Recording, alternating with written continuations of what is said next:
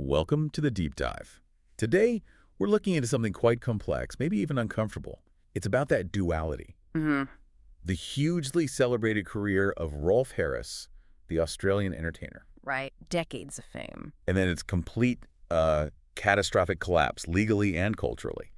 So our mission today is really to dive into the source material we have. Yeah, tracing that phenomenal rise, artist, musician, TV star. Exactly. Yeah. Right up until his public identity was just systematically taken apart after his conviction for, well, historical sexual offenses. It's probably one of the most extreme examples you could find of a public identity just fracturing like that. Totally fractured. I mean, for decades, he was known everywhere. An acclaimed artist, commissioned to paint the Queen. A musician with #1 hits, a fixture on children's TV, a trusted figure. But we have to balance that persona, that image, with the facts that came out in court. The sources lay it out clearly. Born 1930, Bassendean, Western Australia. A real multi-talent. Popularized the didgeridoo, the stylophone. And he's credited with inventing the wobble board, too. That unique sound. That's the foundation, isn't it? The legend we all sort of knew. Yes. But that whole story, that entire perception, it just pivots so abruptly on one single devastating fact. The sources really make it clear there's a before and an after. And that line is drawn by a court finding. Yeah. The absolute pivot point is that 2014 conviction in England. Harris was found guilty of sexual assault against 4 underage girls. And these weren't recent events. No. Crimes spanning a long time, the 60s through to the 80s. And that conviction, it wasn't just the end of his career. It triggered everything else. Exactly. It started this huge effort, which is really well documented in our sources, to basically erase his place in history. So to really get the scale of the fall, we first need to understand the height he reached, right? Precisely. And we need to stick strictly to the facts, the chronological and biographical story laid out in the materials we have in front of us. Okay, let's unpack that rise then. Because the sources paint him as, well, almost a Renaissance man from the very beginning. It's kind of hard to believe one person was a champion athlete and a recognized artist by 16. It's quite remarkable. Was that duality sort of central to his early image? Absolutely. The materials show this. Yeah. This split in his talents right from the start. It reflects maybe a deep discipline in completely different areas. He's the boy from Bassendean, grew up in Perth. His name, Rolf, even came from Rolf Boldrewood, the Australian writer. Right. But his achievements went way beyond local pretty quickly, national, even international, while he was still just a teenager. The sources really emphasize his swimming. This wasn't just a hobby, was it? No, far from it. It suggests a real physical discipline, maybe mirroring his artistic side. In 1946, he was the Australian junior 110 yards backstroke champion. Well. And then locally, between 48 and 52, Western Australian state champion in different strokes, different distances. That's a serious level of commitment, requires huge amounts of training. And somehow, he's balancing that tough training schedule with serious art. You mentioned the Archibald Prize acceptance incredibly young. For listeners maybe not familiar with Australian culture, why is that such a big deal? The Archibald is, well, it's huge in Australia, one of the most prestigious art prizes, especially for portraiture. It's a major cultural moment each year. Okay. So what's astonishing is that in 1947, he's just 16, still at school, Perth Modern School, and his self-portrait in oils gets accepted. One of only 80 works shown at the Art Gallery of New South Wales. At 16? It's not just beginner's luck. It shows real technical skill, acceptance by the art establishment before he's even out of his teens. Incredible. A year later, he's painting the lieutenant governor for the same prize. Then in 49, he wins the Claude Hotchin Prize for oil colors. A landscape this time. So you've got champion swimmer, recognized artist, and he's already showing musical talent too. A standout. So 1952, he's 22. He heads to England, initially focusing on art school, right? City and guilds in London. So the plan, yeah. But London must have cottoned on pretty quickly that his performance side was just as strong. London was the perfect place to blend those skills. By the mid-50s, he's already getting regular work on early BBC children's TV. Using his art skills. Exactly. He used that rapid drawing ability for regular spots on shows like Jigsaw and Whirligig. That's where he really honed the performance side of his art. Creating characters live on screen. Yeah, characters like Willoughby, he'd draw him live, then dramatically erase him at the end. Pure performance art, really. He even did Oliver Polyp the Octopus, drawing and animating on the back of his own hand for an ITV show called Small Time. He was basically innovating TV performance on the fly, with just a board and chalk. Pretty much. But while the art was getting him noticed, the music, which he was working on in the evenings, that's what brought the global fame, wasn't it? That's right. The sources mention he played regularly at a place called the Down Under Club, Thursday nights. For the expats. Yeah, playing piano accordion for the Australian and New Zealand crowd. It was that regular, intimate gigging environment where he developed the banter, the jokes, and eventually the structure for his first massive hit. Tie Me Kangaroo Down, Sport. The very one. And the sources say when he finally recorded it back in Australia, it was incredibly basic. Very low budget. It was 1959. He was back in Perth working on a TV show, Spotlight, at the new local station, TBW7. Right. He literally recorded Tie Me Kangaroo Down, Sport, right there in the TV studio. Just one microphone, carefully placed. Amazing. Despite that minimal setup, the single just took off. Immediate, huge success. First #1 in Australia and the UK. It did well in the US later, too. And this is where that story comes in, the one in the source material about the backing musicians making a staggering financial mistake. Oh, yeah. He offered the 4 guys playing with him a piece of the action, 10% of the royalties. A potential fortune? Potential, yes, Yeah. a long-term share. But the sources say these local musicians just didn't believe in the song, thought it was just a novelty thing. So they took cash instead. They took a one-off payment, £7 each. £7. Which, even adjusted for inflation is maybe a $230 or so today. Considering the decades of airplay re-releases worldwide, it's an unbelievable amount of money they walked away from. It really shows how unexpected that massive success was, doesn't it? Absolutely. Nobody saw it coming. And beyond the catchy tune, that song introduced the world to one of his signature things, the wobble board. Tell us a bit more about that invention. It's so distinctive. The wobble board is key to his early sound, definitely. It's basically just a piece of hardboard, could be plywood, could be masonite. Right. You hold it at both ends and you shake it, wobble it quickly. It makes this rhythmic, percussive sound, sort of like scraping and shaking combined. And he invented it. He's credited with inventing it, yeah. And that unique sound, plus the didgeridoo later on, became his calling card, musically. Now, we do need to touch on the controversy with that original song. The sources mention it. There was a racial slur in the early version. There was, yes. The original 4th verse of Tie Me Kangaroo Down, Sport had the line, "Let me a bass, go loose, Lou," using that derogatory term for Aboriginal Australians. The sources confirm Harris later said he deeply regretted using that lyric. It was eventually removed from later recordings and performances as times changed and awareness grew. That's another layer, isn't it? Shows that even his huge breakthrough hit had elements that were, by later standards, pretty problematic. It definitely complicates the picture of his long career right from the start. So that massive, unexpected hit sets the stage. But let's talk about the move to global superstar status when he came back to the UK for good in 1962. He didn't stay a novelty act for long. No, he quickly moved into high-end collaborations. George Martin, the Beatles' legendary producer, took him on, re-recorded his big hits. That secured the massive U.S. success for the Kangaroo song, and Sunrise went to #2 in the UK charts. And the Beatles connection went further than just the studio, didn't it? Much further. He actually compared their big 16-night Christmas show in 1963. That's just staggering to think about. The Beatles at their absolute peak, and he's the MC. It really validated his huge appeal to the masses. He wasn't just an opening act, he was the host, connecting with all kinds of audiences. Linking different generations, maybe? Exactly. The sources even confirm he performed a specially written version of Tie Me Kangaroo Down, Sport, with the Beatles for a BBC radio show. He became this established figure who could bridge that gap between traditional entertainment and the new rock and roll explosion. But maybe the thing that lasted longest in people's minds, outside of the later court case, obviously, was the art he did on TV and that catchphrase.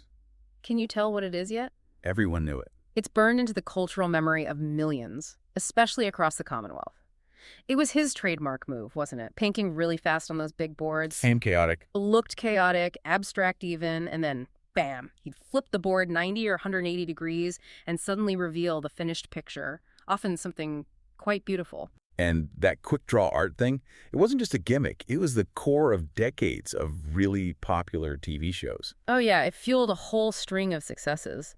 The Rolf Harris show ran from 67 to 74. Then kids shows like Rolf's Cartoon Time, Rolf's Cartoon Club. But if you really want to understand how much the public trusted him, you have to look at his later big show, Animal Hospital. Ah, yes, Animal Hospital ran from 94 to 2003.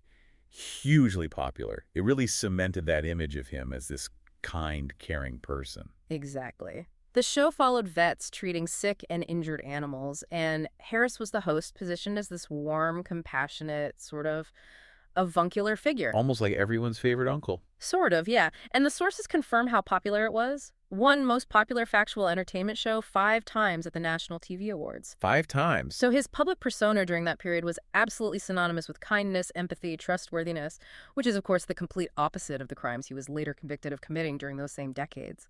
And meanwhile, his music career hit another peak, a very emotional one, with his biggest ever hit single, Two Little Boys. That song was massive. Christmas #1 in 1969 stayed there for 6 weeks, sold over 1 million copies. Wow. And the sources reveal this personal connection he only discovered much later. The song's story about 2 boys playing on toy horses. Yes. It mirrored the actual World War I experience of his own father, Crom, and his uncle Carl. Carl was badly wounded in France and died young at 19. Finding that out must have added this incredible layer of meaning to his biggest hit, looking back. And he kept experimenting with music, didn't he? He didn't just play instruments, he properly learned them, even incorporating indigenous Australian culture. He did. He learned the didgeridoo from the Aboriginal Australian master David Blanasi back in 1967. Right. And he brought that sound into his pop performances, alongside the stylophone, that funny little electronic keyboard. Yeah, I remember those. And that willingness to try different sounds led to that surprising late career comeback in the rock world. The cover of Led Zeppelin's Stairway to Heaven. That must have blown people's minds in 1993. Didgeridoo, wobble board, and it hit the UK top 10. It was a genuine shock to the system culturally. Here's this 63-year-old guy, known for novelty songs, taking on one of the most sacred rock anthems ever. And making it a hit again. Exactly. And that led directly to him playing Glastonbury. The big festival. Yeah, the huge contemporary music festival. He ended up playing there 7 times, which just shows his amazing ability to stay relevant, stay loved across different generations and music tastes. He did other covers too, didn't he? He did Queen's Bohemian Rhapsody, and apparently for an Australian radio challenge, he did the vinyl song I Touch Myself, using only a wobble board. Just the wobble board. Yeah, wow. like something. And he kept that high standing in the proper art world, too. He wasn't just seen as a TV guy who could draw a bit. No, he was recognized in serious art circles. His TV series Rolf on Art in 2001 and 2004 showed he really knew his stuff about artists like Van Gogh, Monet. Right. And to really cement that, he got an exhibition at London's National Gallery in 2002. The National Gallery? That's huge for any artist, let alone an entertainer. It's extremely rare. It showed a massive level of institutional respect. And then came the absolute peak of that establishment acceptance in 2005. The Royal Commission, being asked to paint the official portrait of Queen Elizabeth II for her 80th birthday. It doesn't get much bigger than that in the Commonwealth. Absolutely not. It's the ultimate artistic validation, really. The portrait was unveiled at Buckingham Palace. It was really well received. Later on, the British public voted it their second favorite portrait of the Queen. So he'd reached the absolute pinnacle of artistic and social acceptance. This incredible level of trust from the establishment. A level few performers ever achieve. Which brings us, inevitably, to the starkest irony of this whole story. His public life and his private crimes. The sources show they directly intersected in the most chilling way imaginable. It is the absolute core contradiction, isn't it? Right. While he's building this huge platform of trust and warmth, painting the Queen, hosting Animal Hospital, the crimes he was eventually convicted for were happening during much of that same time. But the thing that's really, really hard to get your head around is that child abuse prevention video he presented in 1985. The one called Kids Can Say No. That's the one. A 20-minute film specifically made to teach young children 5 to 8 years old. So young. How to spot dangerous situations, how to avoid or escape sexual abuse, and where to get help. And Rolf Harris, this figure of ultimate trust, was the presenter. While, as the sources show, his own offenses covered the 60s, 70s, and 80s. Exactly. He was presenting a video designed to protect children from the very kinds of acts he himself was committing. The level of compartmentalization, deception, it's almost impossible to fathom. It really is. Actively instructing children how to stay safe from dangers that he himself represented. It just shows that complete split, doesn't it? Between the carefully crafted, kind public persona and the hidden reality. The depth of deception needed to do that, to present that video while engaging in those acts. It really highlights what we learned from this whole case study. Just how impenetrable his public image was, masking such a fundamental betrayal of trust. And that leads us straight into the collapse.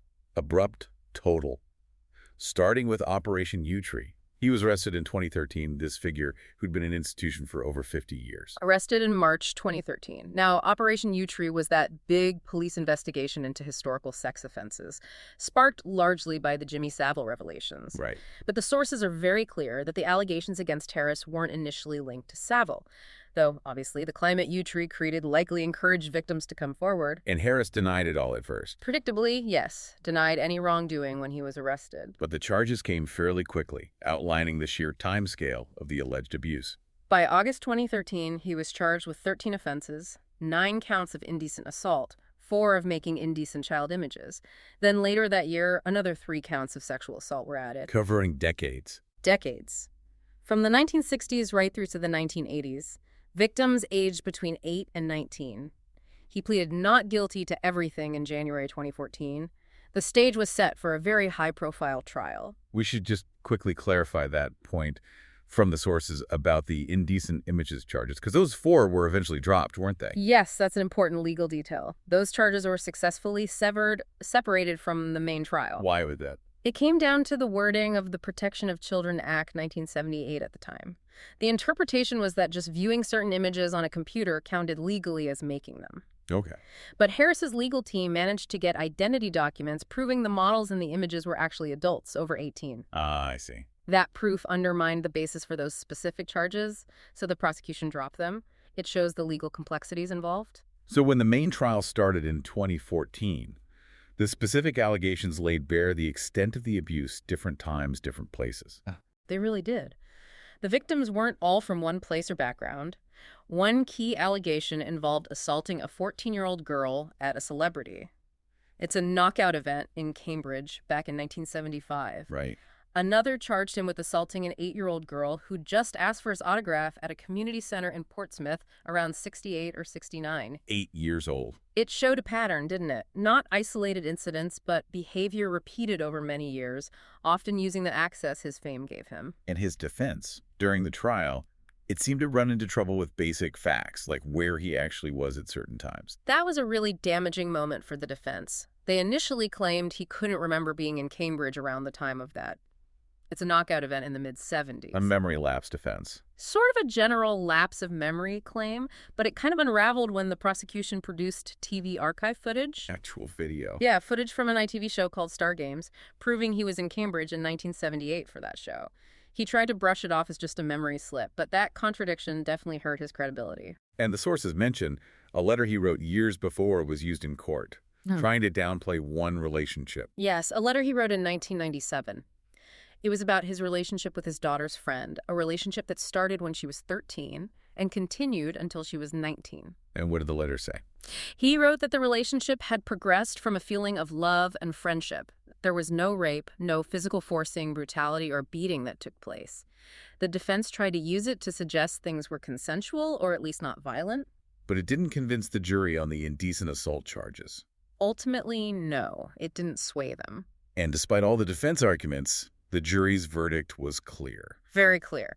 On June 30th, 2014, Rolf Harris was found guilty on all 12 counts of indecent assault. Sentencing happened just a few days later, 5 years and 9 months. Served in various prisons, like Stafford. Among others, yes. HM Prison Stafford was one. And the judge's comments at sentencing were pretty brutal, weren't they? Especially about remorse. Mr. Justice Sweeney didn't mince words. He told Harris directly, "You have shown no remorse for your crimes at all." Stark. He went on. "Your reputation now lies in ruins. You have been stripped of your honors, but you have no one to blame but yourself." It's worth noting, though, the sentence length itself was limited by the laws in place when the crimes actually happened. Ah, so the maximum penalty was lower back then. Exactly.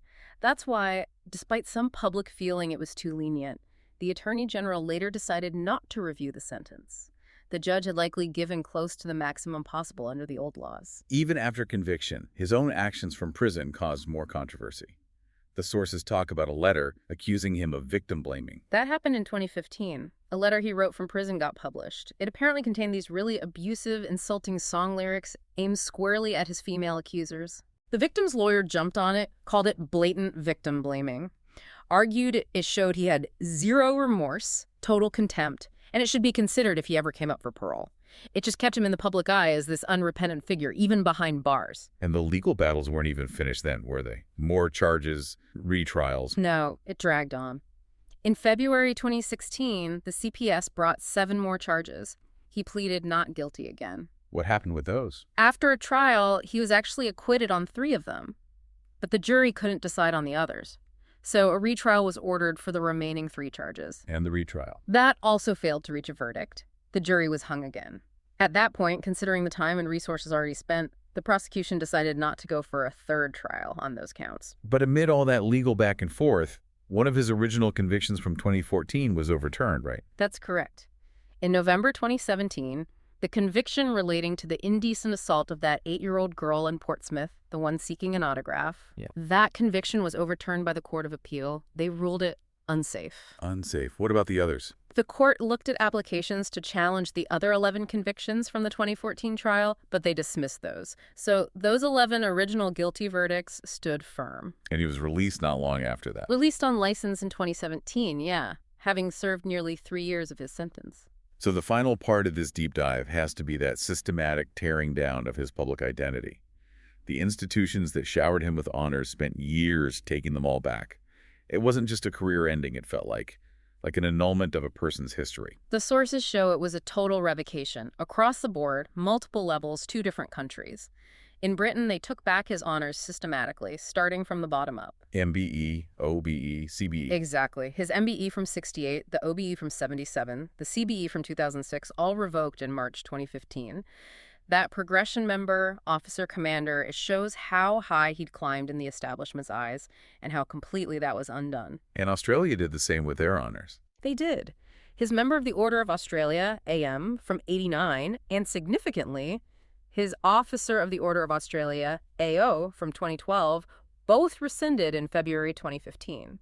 The AO is a very high honor, isn't it? Very high. Recognition for outstanding achievement and service.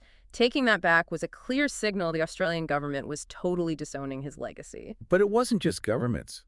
His own artistic and professional communities cut ties too, didn't they? Stripping away industry awards. Completely. ARIA, the Australian Recording Industry Association, kicked him out of their Hall of Fame. He'd been inducted in 2008. That's his peers rejecting him. Absolutely. The entire Australian music industry basically saying, you don't belong here anymore. He was also dropped from the National Trust's list of Australian National Living Treasures, a title he'd held since '97, kicked out of the cultural canon, essentially. And what about that BAFTA fellowship? That was awarded relatively recently, before the fall, wasn't it? 2012, yeah. The BAFTA Fellowship is their highest honor for a lifetime of incredible creative work. They annulled it. Annulled. Strong word. It is. It's arguably the most dramatic professional rejection. The film and TV industry completely repudiating his entire contribution after the conviction. Even his academic honors went. 2 honorary doctorates from universities were rescinded. Institution after institution just cut him off.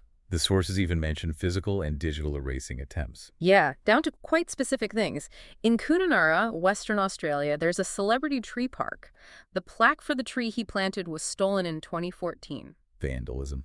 Seems so. The council debated replacing it, but ongoing vandalism kind of confirmed public feeling, so they decided against it.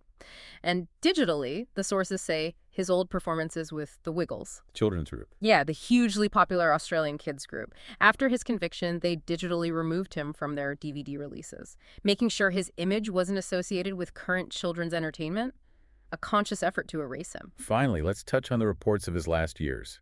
His health declined significantly after prison, didn't it? The materials suggest a serious decline, yes. He was reportedly hospitalized in 2016, maybe with sepsis. By 2022, the reports were quite grim, suffering badly from neck cancer. Couldn't speak. Apparently left him mostly unable to speak, needing 24-hour care, even tube feeding. He passed away at his home in Bray, Berkshire on May 10th, 2023. He was 93. And the cause of death? The death certificate listed neck cancer and just frailty of old age. And we should also note his wife passed away very recently, too. Yes, Alwyn Hughes, a Welsh sculptor and jeweler he married way back in 1958. She died just in August 2024, aged 92. So looking back over all of this, everything we've covered today from the source material, the main thing that stands out is just the sheer scale of the identity that was built and then utterly destroyed. It really is a documented case study of, well, total public identity collapse, possibly one of the most extreme examples you could find. Yeah. Here's this figure who wasn't just famous, he was culturally embedded. Global #1 hits, invented instruments, painted the actual head of state, hosted beloved family TV shows for 50 years. Unbelievable career. And all of it effectively invalidated after the fact, systematically erased once those historical crimes were confirmed in court. It just hammers home how irreversible that kind of fundamental breach of public trust is. The complexity of it really stays with you. The sheer breadth of the career that was lost, from covering Led Zeppelin and inventing the wobble board, right up to the immense honor of painting the Queen, it's hard to really process. It is. It's a powerful reminder, isn't it? How fragile celebrity can be when private actions completely undermine the public face.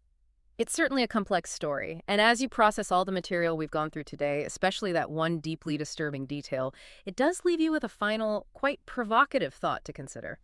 The source material clearly states Harris presented that child abuse prevention video, Kids Can Say No, back in 1985. Now, given we know the timeline of his offenses stretch from the 60s through the 80s... Right into that period. Exactly. You have to ask yourself, what does this reveal about the nature of his public performance? What level of psychological split or deception or compartmentalization does it take for someone to actively teach children how to avoid the very thing they themselves are doing? That disconnect. That's the ultimate question here, isn't it? The question of performance versus reality that just defines this entire difficult biography. A very profound and necessary thought to end on. Thank you for navigating us through this really challenging deep dive into the source material.